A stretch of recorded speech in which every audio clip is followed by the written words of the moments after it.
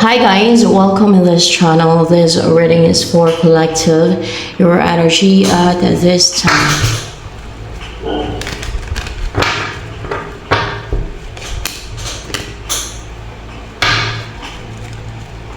You're active to take action. You're starting to something. You're starting something na there's growth, or kung ano may umpisa mong gagawin, it will grow and grow. And kung ano man itong gagawin mo na action, mag-grow yan. It will continuously grow. Yan. Yung pagiging active mo, mag-grow yung pagiging active mo, at yung pagiging energetic mo din yun, nakukuha ko din dyan sa ano yan. Yung fire mo mas lalong mag-grow. Yung will mo to take action, para bang mas maraming magagawa ka, no? Umpisa ngayon na meron kang gagawin, marami yung magagawa mo, para pag-grow na pag-grow, parami na parami. Hindi ka ma-manipulate eh. Hindi ka mautusan, hindi ka mapaniwala ng mga gumagawa ng mga spiritual o deceit, guys. Na alam niyo yung feeling na may authority sila kasi gumagawa sila ng mga spiritual, alam niyo na mga orasyon, black magic para utusan yung iba, like palipala, tigal po, mga ganyan, no? Or even ritual para mapasunod nila yung ginagawa nila na spiritual. So hindi ka mapasunod eh.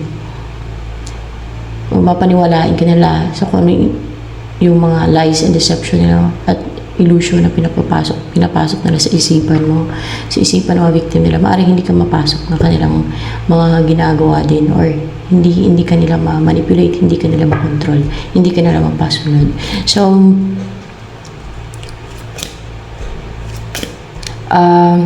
anong change sa buhay mo? Importante yung may change talaga. Lalo kung stuck ang situation, diba? Or stagnant. Or parang walang growth. Kasi may part sa buhay ng tao minsan na parang stuck, no? Stagnant. Walang growth. So, hermit. And makapag-introspect ka. At isolate mo yung sarili mo. Meron ka ego-ghosting. Pagdating sa kanya, hindi ka makipag-communicate. I-isolate mo yung sarili mo from that person. And makarecover ka din sa heartbreak. Makarecover ka sa pwedeng heart attack kung gano'n na nangyari sa'yo, no? Or break up kung nag-break kayo ng person mo.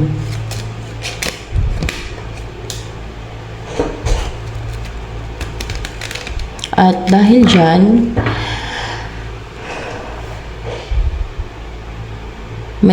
parang may maapektuhan. Maging unstable siya. Feeling unsecured kasi ginughosting mo siya. You're fine, you're okay, na walang communication sa inyo. Focus ka on yourself. So kung ano man yung mga inaalam mo, gusto mo maklaruhan, sanay ka na nawalain sa buhay mo, parang gano'n. Ano pa yung pagbabago sa'yo sa buhay mo? Ano pa yung pagbabago sa sitwasyon mo?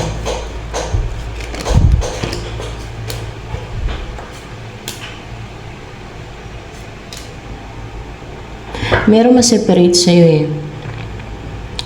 Pero makip mo yung kung anong mga meron ka, kung ano yung para sa'yo talaga.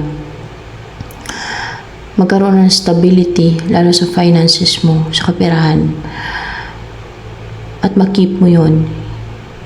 Hindi yun makuha ng iba, hindi maagaw sa'yo. Pwede magkakaroon ka ng mga kabuhayan na maging stable ka financially. Na talagang secured ka financially. At hindi ka maging yung waldas o yung bigay ng bigay. Keep mo yun kasi siguro sa mga pinagdaanan mo sa buhay, natuto ka na. Na kung waldas ka ng waldas, bigay ka ng bigay, wala matira sa'yo. Ikaw ang kawawa. Baka ganun din, no? Kaya, i-keep mo yung maraming pera mo for your future. Hindi masamang magbigay. Pag sobra-sobra, magbigay. Lalo na kung sa nangangailangan. Na talagang yung mga gugutom na. Pero, hindi din masama na mag-keep ka para sa sarili mo. Sino ka naman tutulong sa'yo? Mabuti na lang kung may mga nahabagin at matulungin. May pamilya ka na nandyan lagi para bigyan ka pag wala ka.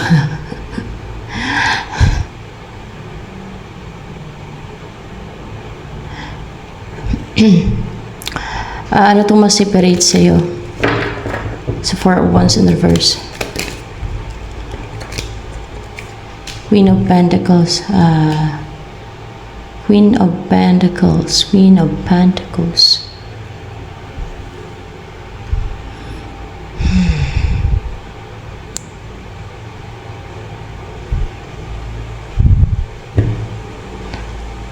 Pwedeng ikaw to maging unstable, no? Kung hindi man yung person mo, pwedeng ikaw din to. Hindi ko kasi kinlarifyin kanina eh. This is your past person. May nakaraan kayo nito. Or hiwalay nyo lang. Or nagkalayo na kayo ng loob. Pwede din ganun. Itong Queen of Pentacles na magician. Evil magician. Gumagawa ng witchcraft. Si Queen of Pentacles. May ginagawa siyang tricks, deceit, witchcraft. Yan. In short, alam niyo guys, yung mga mangkukulam, no? Katulad nito, ni Queen of Pentacles, na gumagawa ng witchcraft. Binibinyagan yan sila ng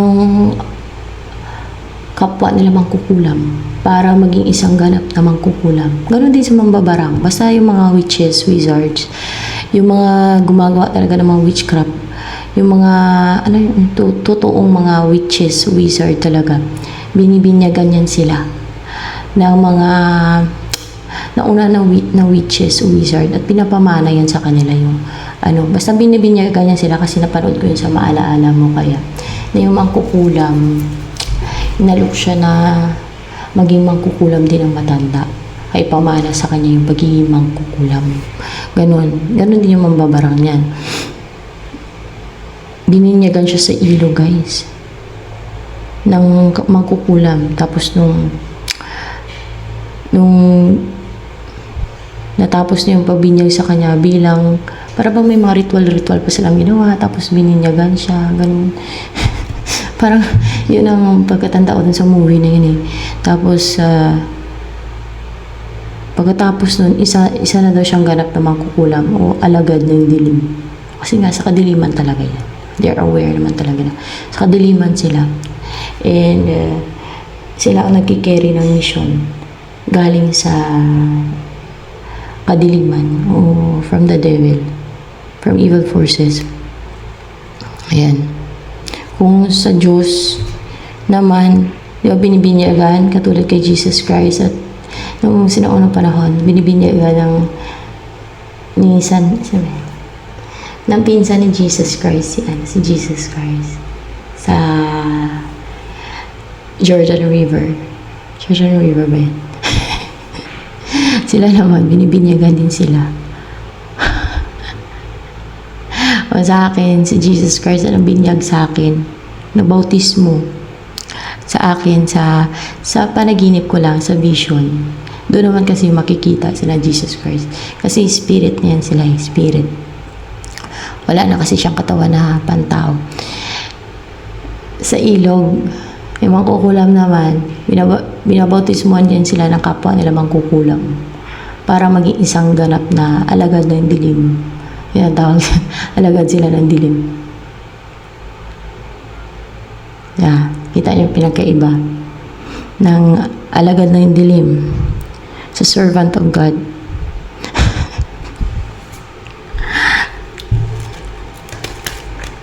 Ang tunay na servant of God, hindi naman siguro lahat ay bautismo ni Jesus Christ. Huwag niya lang i-compare sa akin yun. Kasi, depende naman siguro yun sa, sa klase ng mission. Basta yun sa akin, binautismohan ako. Nakwento ko yun, tapos lumabas yung pakpak ko. Ganun, puti na pakpak. Pagkatapos mabautismohan. Nakwento ko yun eh. Tapos sa kanila, nabautismohan din sila ng mga kapwa nila mangkukulam. Yun sa kanila.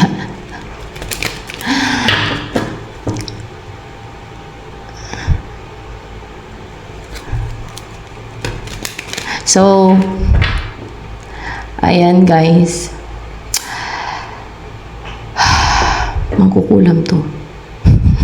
Past person, mangkukulam. Mangkukulam o mambabarang. Basta isa lang din naman yun, mangkukulam. Kasi magkaiba kasi yung ano nila eh. Yung mambabarang kasi, ano daw yan eh. Insekto yung ano nila. Pero iba-ibang klase kasi yan eh. Hindi lang ganyan yung sa witchcraft. Iba-iba silang klase. So, anong darating sa buhay mo? O sino ang darating sa buhay mo?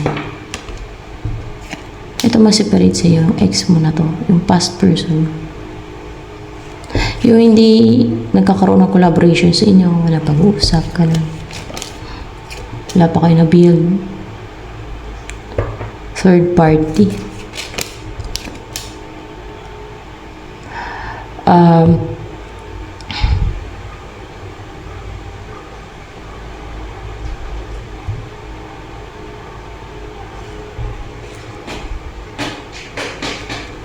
Positive na person, optimistic or popular. O may third party to dito. Mari may pamilya to eh.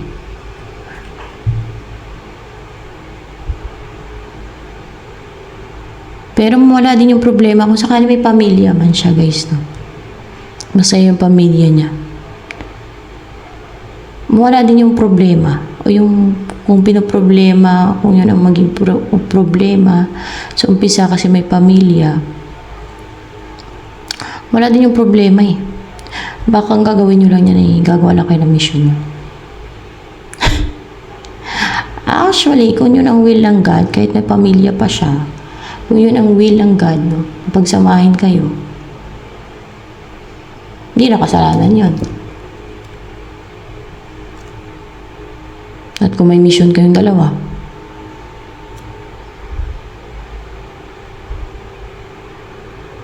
actually madami na nga nag-iwalay talaga eh. Na iba nga, may mga anak pa nga eh. May mga anak. Eh pag-iwalay sa asawa at sa anak nila, pinag-usapan nila, eh gusto nung, kunwari, babae, gusto niyang mag-asawa ng foreigner, kaya gusto niya makaahon sa hirap, kasi sawa na siya sa mahirap na buhay. Mawahig ng asawa niya. Asawa ko nga yun, sabi ko, paano kung ano, sa akin ha, kasi gusto ko mag-asawa ng foreigner eh. Di ba, gano'n kapal na dyan. Kasi ang hirap din naman ng buhay. Uy, gusto ko mag-asawa ng foreigner, sabi ko sa asawa ko, paano kung makahanap ko ng foreigner? Kano? Okay lang ba sa'yo kasi ang hirap ng buhay? Sa akin na, pinaprank ako yan. Sabi niya, ikaw, bahala ka. Sabi gano'n. Pininto niya sa akin yung katrabaho niya daw na gano'n nga. Depende naman kasi yun sa partner mo. Na yung katrabaho niya, naka-chat yung asawa niya ng foreigner. Eh may 3 silang anak. Hindi naman pinigilan ng asawa niya. Umayag yung asawa niya, mag-asawa ng foreigner yung asawa niya. Tapos pinapadalan lang sila ng anak niya. Tapos nung nakahanap na ng mapangasawa din yung lalaki dito sa na Pinay na hindi nag-asawa na siya ng bago. Hindi na papadala sa kanya yung babae. Baga, intindihan na lang sila. Ganon. Daming ganyan. Iba nga eh. Wala, proud pa nga eh. Parang ganun din yung sa ano sa ibang bansa eh. Pagka ayaw na magsama, divorce. Ganun.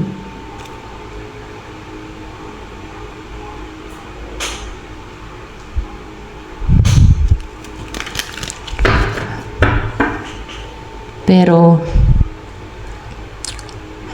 kawawa lang. Maiwanan. Kawawa talaga. Siyempre masakit yun. Ay.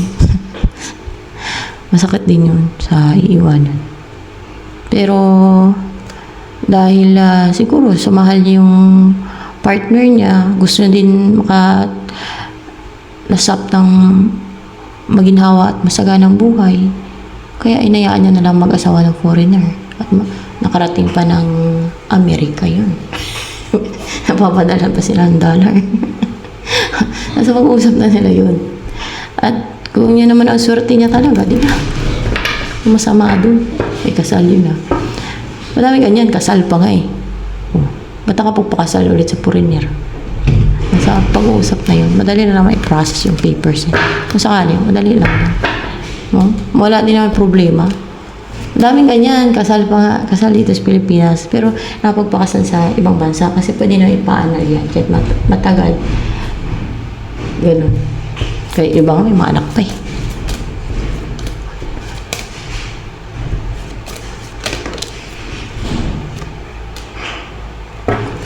The Fool. Eh kung para naman talaga kayo sa isa't isa, why not? Kung God na mismo ang kung nakaset na yan o plano na ng God yan, pagsamahin kayo. Possible, kung hindi man kayo magsama, eh dahil may mission kayo together. So, anong problema dun? Anong masama dun? Diba? Basta will ng God, anong masama dun? Masama yung kunin mo yung hindi naman sa'yo nakalaan, hindi naman nila ng God sa'yo. Gagayumahin mo lang, agawin mo lang through witchcraft. Kung gusto mong kunin dahil gusto mo, gagawa mo ng deceit through witchcraft para makuha mo sa iba. Diba? Yun ang masama. Hindi naman will ng God, gumamit ka pa ng kademonyuhan. Diba? Yun ang masama.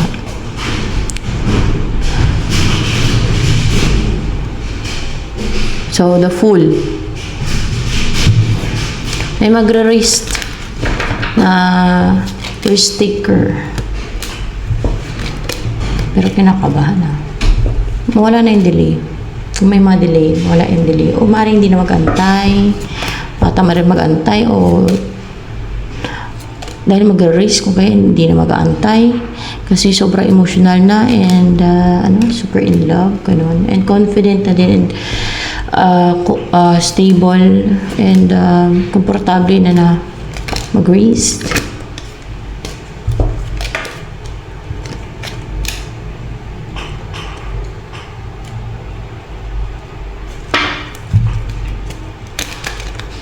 So, yan. May mag-separate dito. Yung na siguro kung may asawa, yung isa dito, yung person mo, makipaghiwalay yun, maghiwalay sila ng person niya. And then, may magte-take ng action na goal-driven. May maghiwalay talaga. Na mag-lover. Para wala ng problema. O, diba? Para magkaroon na new beginning sa inyong dalawa. So, see? Yung iba, gusto nila agawin yung person ng iba. Sabi niya, may asawa, ganito, ganyan. Ba't sila mag-agaw? Ang daming tao sa mundo. Ba't yung person ng ibang gusto lang kunin? Gagawan pa nila ng witchcraft at akayin pa nila ng gayuma, witchcraft. Kukulamin pa nila yung gusto nila agawan. Ang dami na rason. Pandarayang ginagawa nila, kadiliman pa.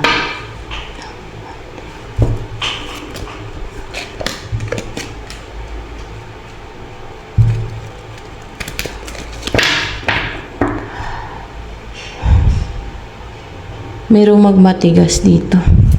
Sino yung magmatigas? Ito hindi na defensive. Magmatigas. Anong klase magmatigas? Naging cold, vicious. Bakit?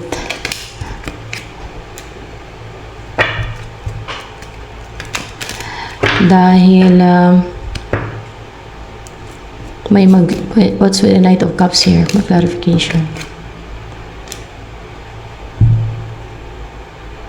may mag-offer kasi, makaklaruhan na siya.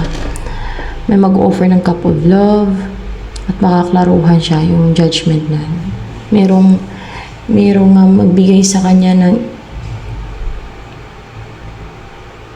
kung ano man, or may offer na cup of love, or mag-reach out, mag-message, so maklaruhan na siya kung sino yung destiny niya. Sure. Yeah, kung sino yung destiny niya, kung sino yung magkaroon na yung beginning sa kanila na mapangasawa niya na talaga. Sure talaga mapangasawa niya. Sure na sila talaga yung meant to be together, na mamuhay sila ng kompleto, masagana, prosperous. Ayan. At sa ibang bansa, may mga naman, divorce, madaling halang. Dito lang sa Pilipinas, madaming chichiburchi. So, yan. Ang sinaunang panahon, wala namang ngayon lang talaga yung madaming arte.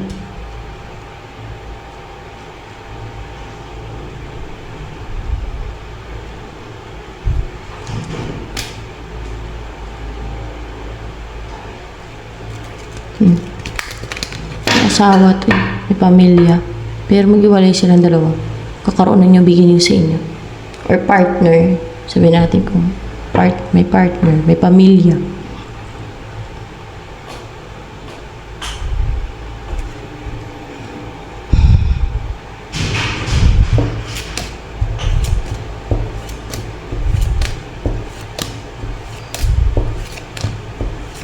Dahil sa may mag-offer ng cup of love sa person mo, maging klaro na sa kanya kung sino talaga yung nakadestin sa kanya. Kung sino yung mag-offer ng cup of love sa kanya. May offer like opportunity. Any opportunity. Or love offer, or basta opportunity, or love offer, any offer.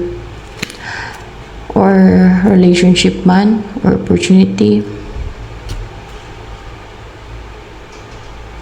Maging klaro na sa kanya kung sino talaga ang destiny niya. O kung sino yung tao na meron silang mission from God together.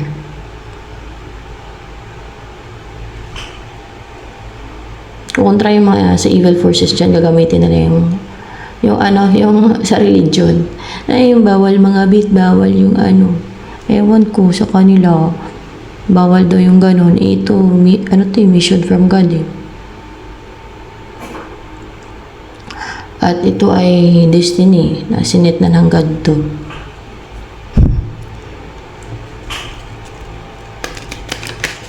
Ganun talaga. Para maisaktuparan yung plano ng God. Hindi lahat ay in a smooth way. Minsan may masasaktan. At yung may mga plano ang God ay ng mga tao dumadaan sa hard times na isolate ng God bago niya umpisan yung mission niya, di ba? Sina Moses, sina David, na-isolate sila. Sino ba naman ang tao? Kahit sino ang tao mag-question sa plano ng God. Yung number one lang question yung mga deceitful.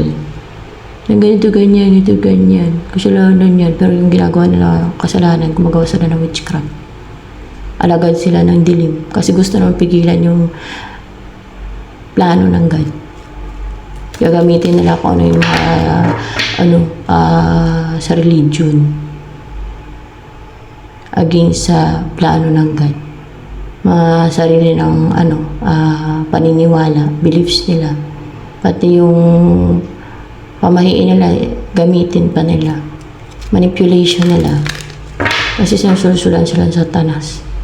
Para humad lang. Pero ipapahamak lang sa Satanas kaluluwa nila.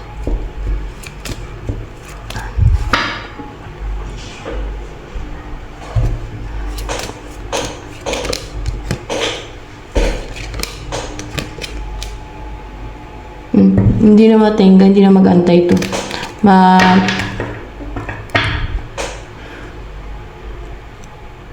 Makatulog na din na mahimbing. Possible kayong dalawa. Ikaw, panatag na din yung isipan mo. Hindi ka na mag-aantay. Kung kailan yung tamang panahon. Na mag-succeed. Hindi ka na mag-aantay.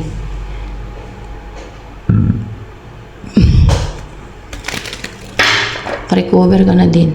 Mapanatag na din yung isip mo na okay pala. Okay yan, kasi plano na ganyan eh. Tao lang talaga ng mga deceitful at kadalasan pa niya mga witches ha. Mga kampo ng dilim yung mahilig magamit pa ng yung sa religion at mga pamahiin nila para halangan ang plano ng God. Siyempre, hanapan nila ng butas yan eh. Para pigilan kayo. Para pigilan ang plano ng God. Sino ba makapigil sa plano ng God? Tatapon na sila ng God sa impyerno. Yung mga gustong pumigil sa plano niya. Alangan. Di ba? Di ba ano warning ng God? Tatapon niya sa impyerno mga napapractice ng witchcraft. Yun na pala, napapractice yun ha.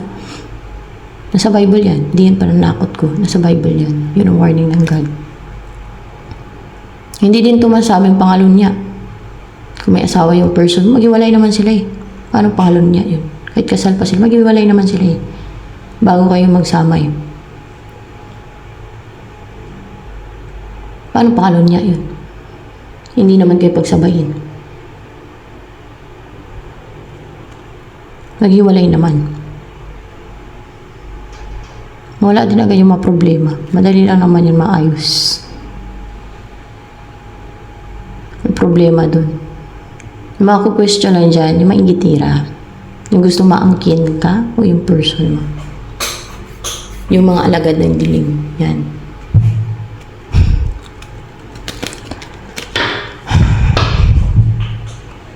Plano ng Diyos to.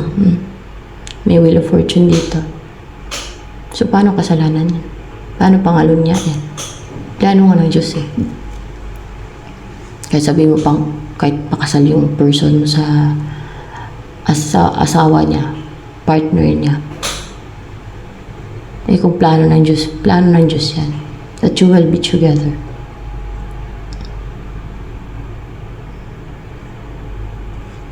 Knight of Wands in reverse.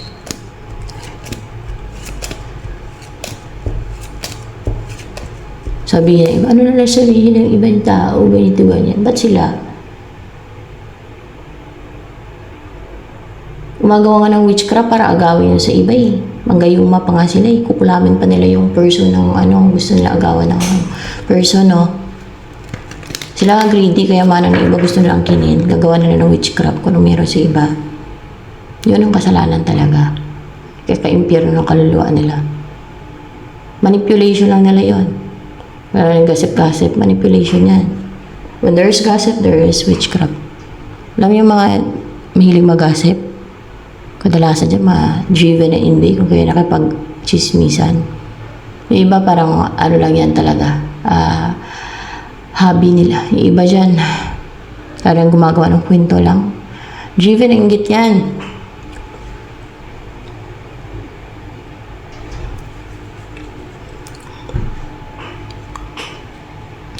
Knight of Wands in reverse. What's with the Knight of Wands in reverse here?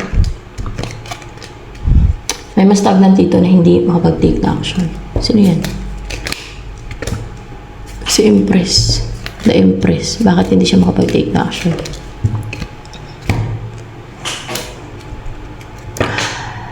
Dahil mag-umpisa na kayo magsasama ng person mo. Na kompleto ang buhay nyo. Hindi na siya pag-take na action, hindi siya magtagumpay sa mga ginagawa niya. Kasi magtagumpay kayo, mag-succeed kayo ni person magsama na. Hindi na yan makapag-invest sa'yo, hindi na niya maibigay sa'yo mga, ano ba to? Yung mga hinihiling niya dun sa devil, ni Empress. Humihiling siya sa devil, nagsanla siya ng kaluluwa niya sa devil. Yan yung mga nagsala ng kaluluwa sa devil. No? Kung ano hilingin nila sa devil, binibigay ng devil. So, hindi na ibibigay ng devil kasi nangyari na eh. Hindi na din naman siya makabilang eh. Sayang kaluluwa niya, di ba? So, ayan, ito na lamang for collective